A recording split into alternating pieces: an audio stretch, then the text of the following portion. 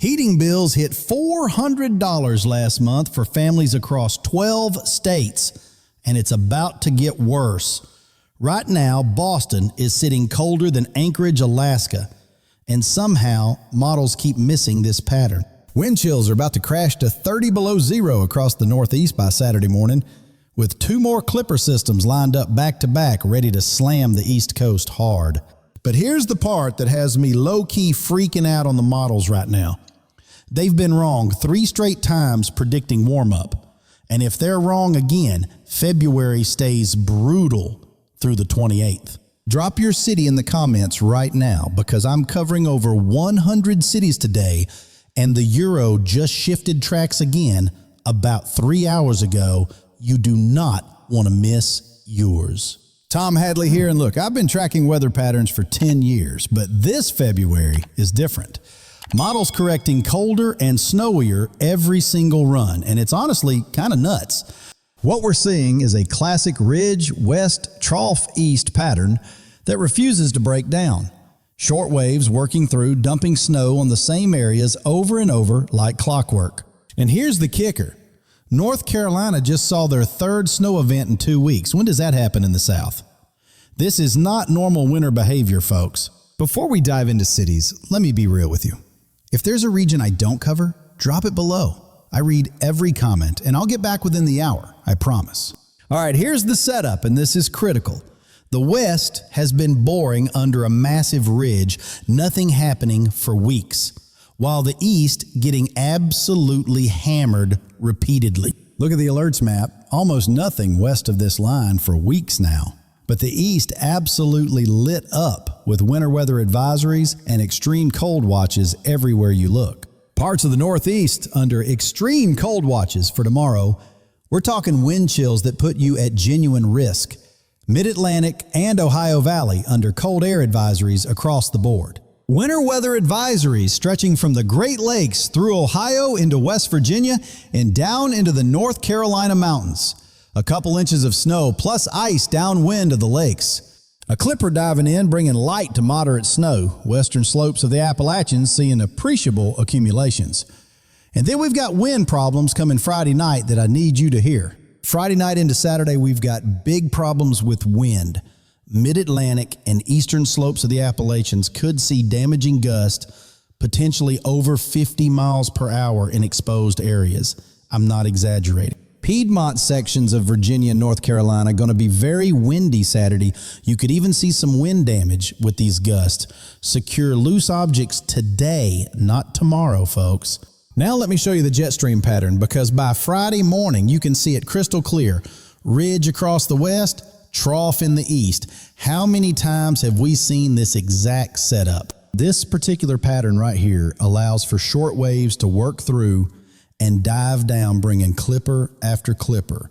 And here's what really concerns me about this whole situation. Models kept forecasting this pattern would break down and warmth would flood in. But every run they correct colder.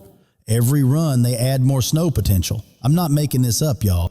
A low pressure is going to spawn off the East Coast and really tighten those isobars up, giving us dangerous wind. Saturday afternoon into evening, the wind really cranks up hard. I talked to a colleague at NWS yesterday. They're seeing the same thing I am.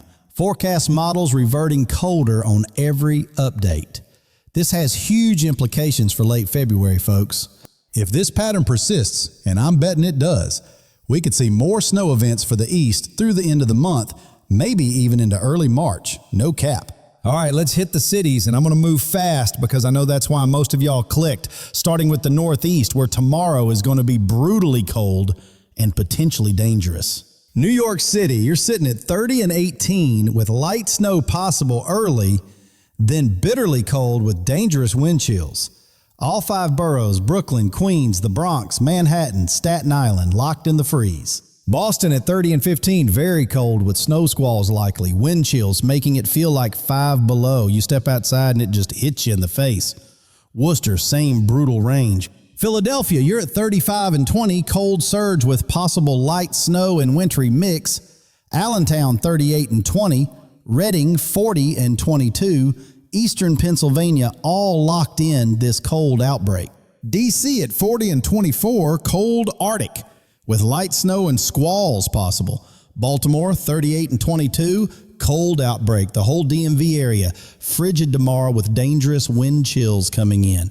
Upstate New York, absolutely brutal. Buffalo, you're at 28 and 14. Lake snow plus very cold. Rochester, same. Syracuse, 30 and 15.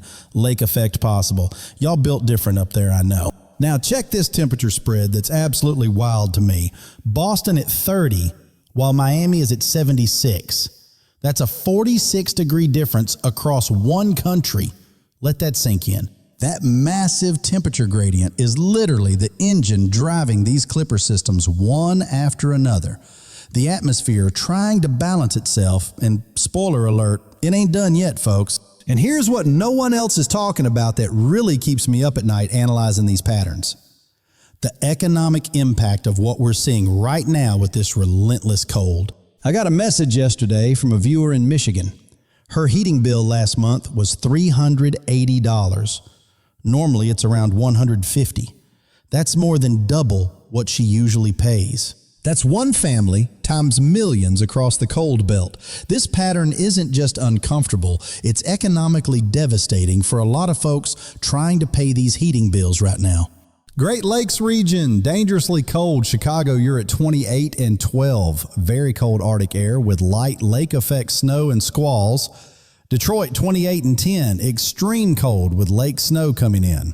Milwaukee at 26 and 10, bitterly cold lake snow. Madison, same range. Entire Wisconsin locked in the deep freeze with wind chills that will literally hurt your face. I'm dead serious. Minneapolis, you're at 22 and 5, dangerously frigid with sub-zero wind chills. St. Paul, 22 and 6, same brutal conditions. This is frostbite in 10 minutes weather, folks. Cover up everything. Cleveland at 30 and 14, very cold lake effect snow.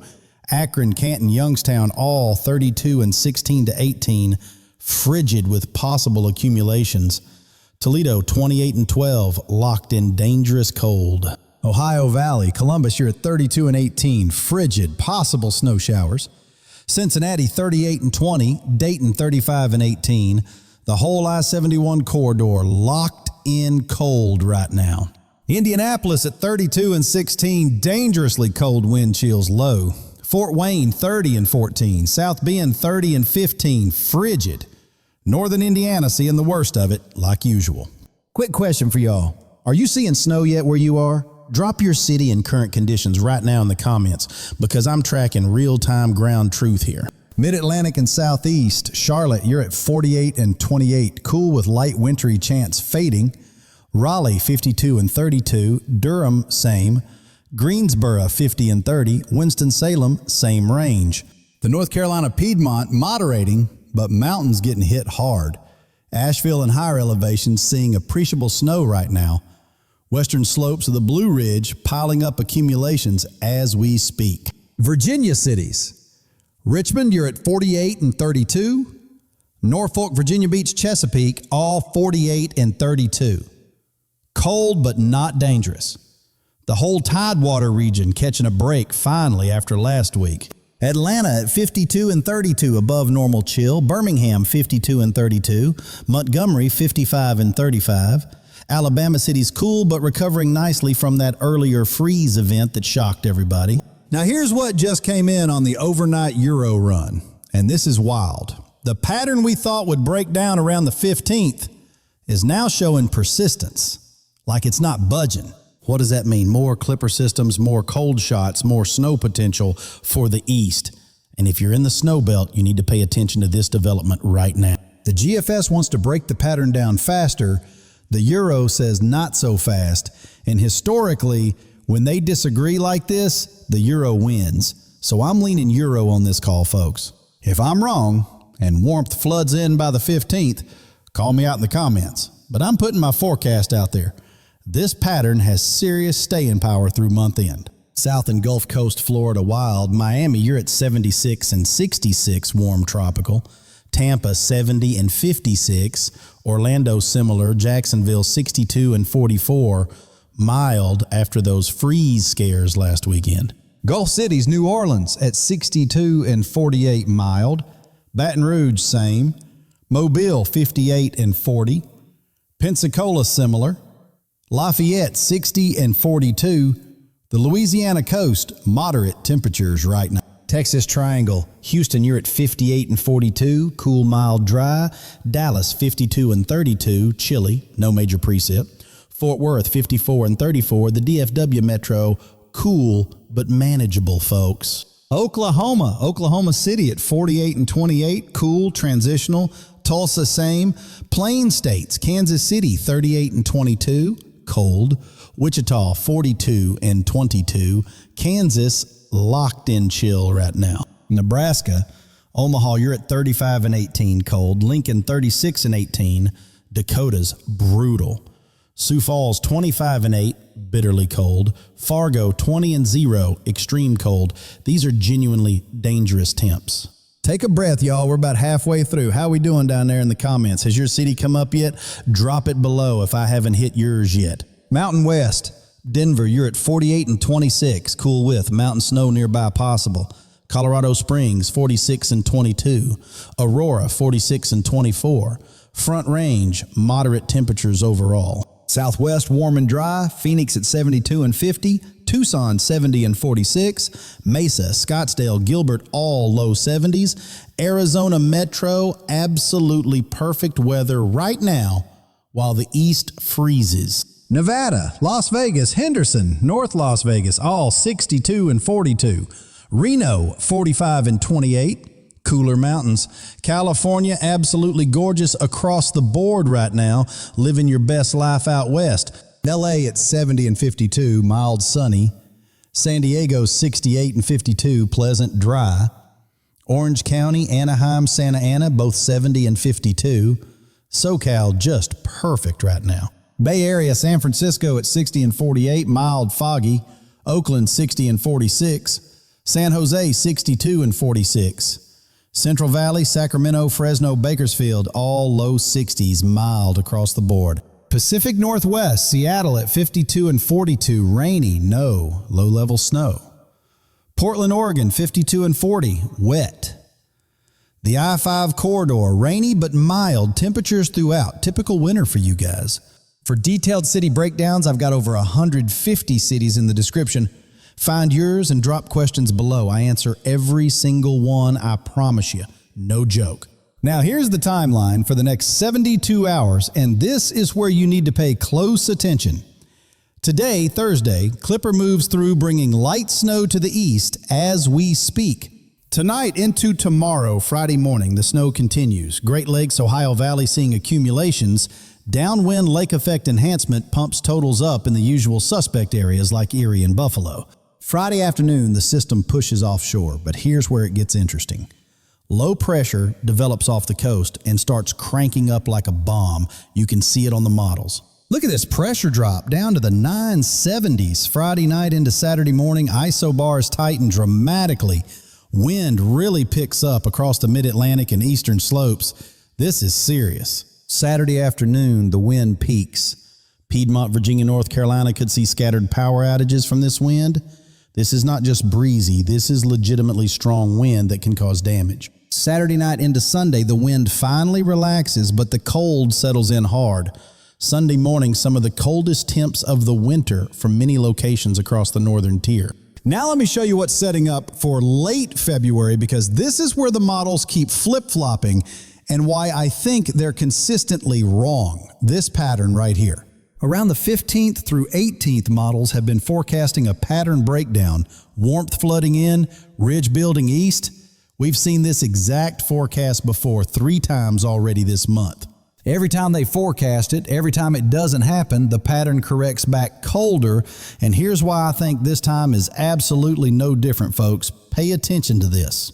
The polar vortex position, the Pacific jet configuration, the blocking pattern over Greenland. All of these fundamental drivers favor continued troughing east, ridging west through month end. It's locked in. Until those fundamental drivers change, the pattern won't break. And I'm not seeing signals for that change in the extended range. So what does this mean for you in practical terms? If you're in the snow belt, expect more clippers through the end of February. If you're in the cold belt, expect continued below normal temps. If you're paying heating bills, budget accordingly right now. This pattern has serious staying power, and while we might see brief, moderate periods, the overall theme is cold and active east, mild and boring west. That's the big picture here. What you need to do to prepare for this weekend, if you're in the wind zone, Mid-Atlantic Piedmont, secure loose objects now, patio furniture, trampolines, anything that can blow away. Charge devices now. If wind causes outages, you need communication. Generators outside, away from windows. Carbon monoxide kills people every single winter, folks. It has no smell, no warning. If you're in the extreme cold zone, Great Lakes, upper Midwest, check on elderly neighbors. A quick call could literally save a life. Pets inside, period. No exceptions. Stock up on supplies, rock salt, ice melt. These are selling out in some areas right now. Heating oil, propane. Get tanks filled. Firewood, if you have a fireplace or wood stove. Winterized pipes in unheated spaces. The cold Sunday morning could cause bursts. Let faucets drip in extreme cold. The cost of water is way less than plumbing repair bills. Trust me. Know where warming centers are. Addresses on paper, not phone. If you must travel Saturday, be aware of the wind. High-profile vehicles especially vulnerable to crosswinds on bridges. Wrapping up here, the 4 things on my radar. Number 1, clipper snow today through Friday morning. Great Lakes, Ohio Valley, Appalachian seeing accumulations as we speak. Number 2, wind event Friday night through Saturday. Mid-Atlantic and Piedmont seeing potentially damaging gusts. Secure loose objects right now, not later. I'm serious. Number 3, extreme cold. Sunday morning, some locations could see coldest temps of winter. Upper Midwest, Northeast at highest risk. Wind chills genuinely dangerous. Frostbite weather. Number 4, pattern persistence through month end. Models keep forecasting warm up that doesn't arrive. I'm betting on continued cold and snow potential east. That's my call. That's what I'm watching on tonight's runs. If the Euro continues showing pattern persistence while GFS breaks it down, that divergence tells us something important about model bias. Before I go, if this forecast helped, smash that like button right now. It makes a massive difference in the algorithm getting weather info to people who need it when dangerous conditions are coming. What region should I dive deeper on tomorrow? Are you sick of this cold pattern or loving the winter weather? Drop it in the comments. Let me know. I read all of them. Subscribe if you haven't, because this pattern stays active. You don't want to miss updates, especially as we track whether models finally get the warm up right or wrong again for the 4th time. Here's my prediction. They're wrong again. Pattern persists cold through February 28th into early March before we see genuine breakdown. You heard it here first, folks. Mark my words. Stay warm, stay safe, get through this weekend, wind and cold, and remember, the models have been wrong 3 times already. Why would the 4th time be any different, right? I'm Tom.